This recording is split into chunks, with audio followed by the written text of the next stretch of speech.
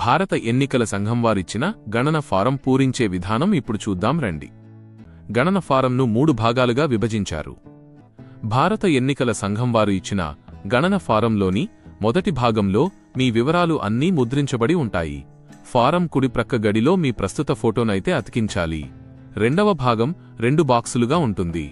ఒకటవ బాక్సులో 2002 నాటికి మీకు ఓటు ఉంటే 2002 ఓటర్ల జాబితా వివరాల ప్రకారంగా ఈ బాక్స్ని పూరించాలి. అంటే ఓటర్ పేరు, ఓటరు గుర్తింపు కార్డు నంబర్, బంధువు పేరు, వారితో మీకున్నటువంటి బంధుత్వం, జిల్లా, రాష్ట్రం, శాసనసభ నియోజకవర్గం పేరు పూరించాలి. అదే బాక్సు క్రింది భాగాన 2002 ఓటర్ల జాబితాలో గల శాసనసభ నియోజకవర్గం సంఖ్య, భాగం సంఖ్య అంటే పోలింగ్ స్టేషన్ నంబరు, క్రమ సంఖ్య అంటే ఓటర్ లిస్టులో మీ సీరియల్ నంబర్ ఎంత అనేది వెయ్యాలి. రెండవ బాక్సులో 2002 ఓటరు జాబితాలో మీ పేరు నమోదు కాని ఎడల ఈ బాక్స్ని నింపాలి. మీ తండ్రి, తల్లి, తాతయ్య, నాయనమ్మలలో ఎవరో ఒక్కరి వివరాలు 2002 ఓటర్ల జాబితా వివరాల ప్రకారంగా ఈ బాక్స్ని పూరించాలి.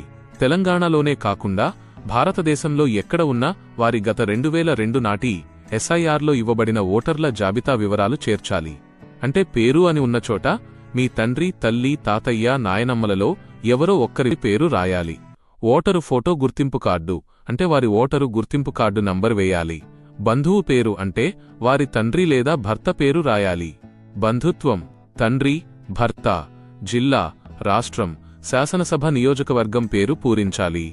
అదే బాక్సు క్రింది భాగాన 2002 ఓటర్ల జాబితాలో గల శాసనసభ నియోజకవర్గం సంఖ్య, భాగం సంఖ్య అంటే పోలింగ్ స్టేషన్ నెంబరు, క్రమ సంఖ్య అంటే ఓటర్ లిస్టులో మీ సీరియల్ నంబర్ ఎంత అనేది వెయ్యాలి.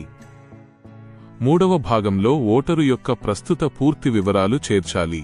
అంటే పుట్టిన తేదీ, ఆధార్ నంబర్, మొబైల్ నంబర్, తండ్రి లేదా సంరక్షకుని పేరు, తండ్రి లేదా సంరక్షకుని ఓటరు గుర్తింపు కార్డు నంబర్, తల్లి పేరు, తల్లి గుర్తింపు కార్డు నంబర్. మీకు పెళ్లి అయితే మీ భాగస్వామి పేరు, అవ్వకపోతే ఖాళీగా వదిలేయండి. మీ భాగస్వామి యొక్క గుర్తింపు కార్డు నంబర్ వేయాలి. మీకు 2002 నాటి ఓటర్ వివరాలు తెలియకపోతే వాటి డీటెయిల్స్ కోసం ఈ క్రింది వెబ్సైట్లు voters.eci.gov.in యొక్క లింక్ లేదా ఈసీఐ నెట్ మొబైల్ యాప్లో కూడా చూడవచ్చు.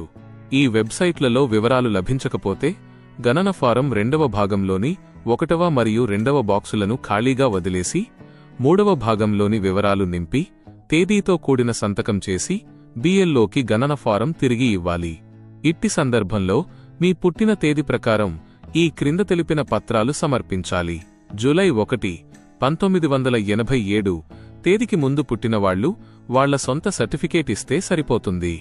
జూలై 1, 1987 నుండి డిసెంబర్ 2, 2004 మధ్యలో పుట్టినవాళ్లు వాళ్ల సర్టిఫికేట్తో పాటు తల్లి లేదా తండ్రిలో ఎవరో ఒకరి సర్టిఫికేట్ జత చేయాలి.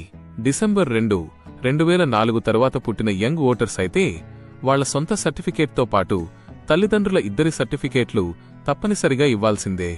ఓటర్లు అందించవలసిన అవసరమైన సహాయక పత్రాల జాబితాను ఈసీఐ క్రింది విధంగా సూచించింది.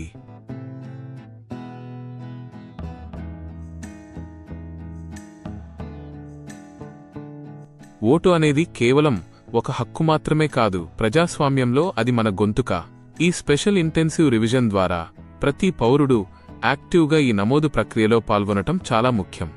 కావున బిఎల్ఓలకు సహకరించి పూర్తి సమాచారముతో పాటు అవసరమైన డాక్యుమెంట్ల ప్రతులు జతచేసి ఎన్యుమరేషన్ ఫారంలతో పాటు గడువు తేదీ లోపల బిఎల్ఓలకు అందజేయవలసినదిగా కోరనైనది.